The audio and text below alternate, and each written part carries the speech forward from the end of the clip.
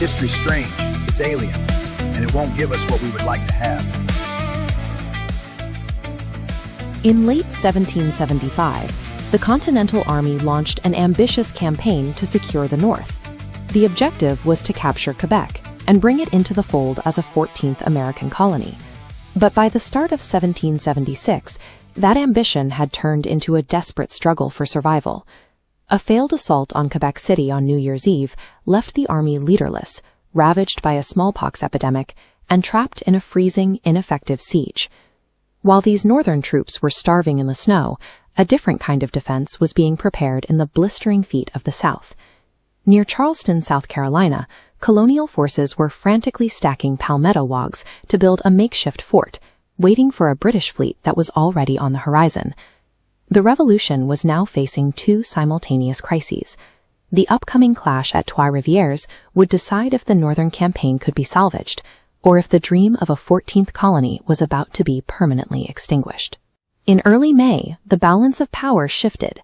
British Governor Guy Carleton received a massive influx of ships and fresh reinforcements at Quebec City. The sight of the fleet triggered a panicked American retreat to the town of Sorel.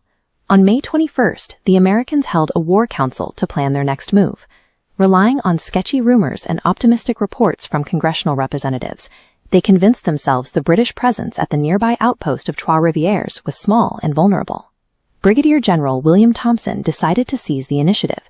He organized a strike force of 2,000 men to cross the river and launch a surprise night attack, believing they only needed to overwhelm a few hundred British regulars to halt the enemy advance.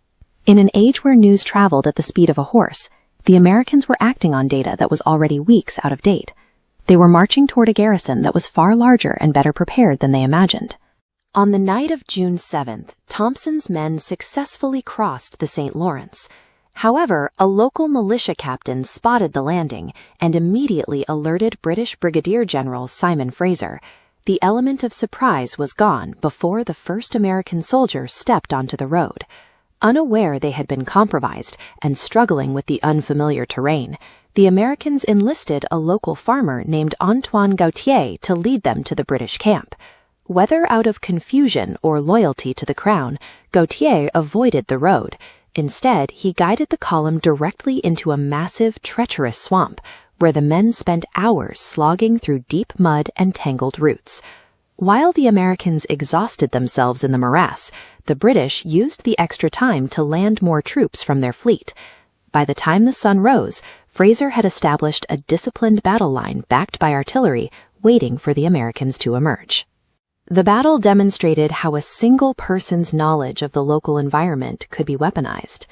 By the time the Americans found the tree line, their physical strength and their tactical plan had already been neutralized. The disorganized Americans finally broke out of the swamp, only to find themselves staring down Fraser's prepared formations. Instead of a sleeping outpost, they faced over 3,000 well-rested British regulars. The British warships in the river, including the HMS Martin, added a second layer to the trap. They began firing grape shot into the clearing, pinning the Americans between the infantry on the road and the ships on the water. The American offensive disintegrated instantly. Under pressure of a coordinated crossfire, the Continental regiments broke ranks and fled back into the woods, seeking any cover they could find.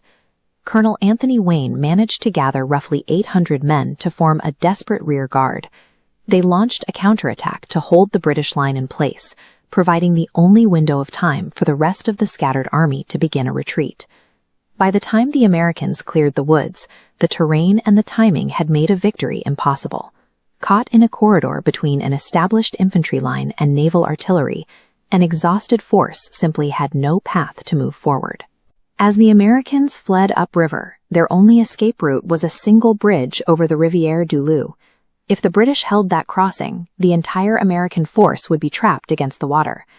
A British detachment had already secured the bridge, but when Governor Carleton arrived on the scene, he issued an unexpected order. He commanded his troops to pull back, intentionally leaving the bridge open for the retreating Americans. Carleton's motives remain a subject of debate. He may have wanted to avoid the logistical burden of housing and feeding thousands of prisoners, or he believed that letting these broken, diseased men return home would do more to demoralize the rebellion than a mass capture. Regardless of his intent, the toll was lopsided. The British lost fewer than 20 men. The Americans suffered dozens of deaths and saw 236 men taken prisoner, including General Thompson and much of his staff. This decision effectively cleared the province. By allowing the Americans to flee rather than forcing a final stand, Carleton removed the threat to Quebec without committing his own forces to a long siege or a massive prisoner operation. In the aftermath, the local Ursuline convent treated the wounded from both sides.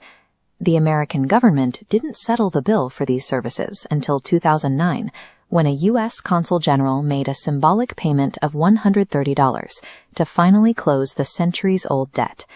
But in June 1776, the loss was total. The battered Americans burned their remaining forts and boats, abandoning the Canadian campaign forever. Yet just weeks later, the tide turned in the south.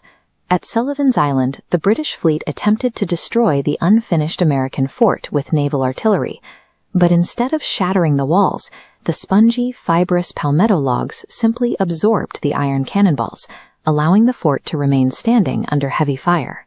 These were the two conflicting reports reaching Philadelphia that summer. In the north, a complete retreat. In the south, an unexpected stand. It was in this atmosphere of extreme uncertainty that the Continental Congress finally gathered to sign the Declaration of Independence. Check out more stories from history at davedoeshistory.org.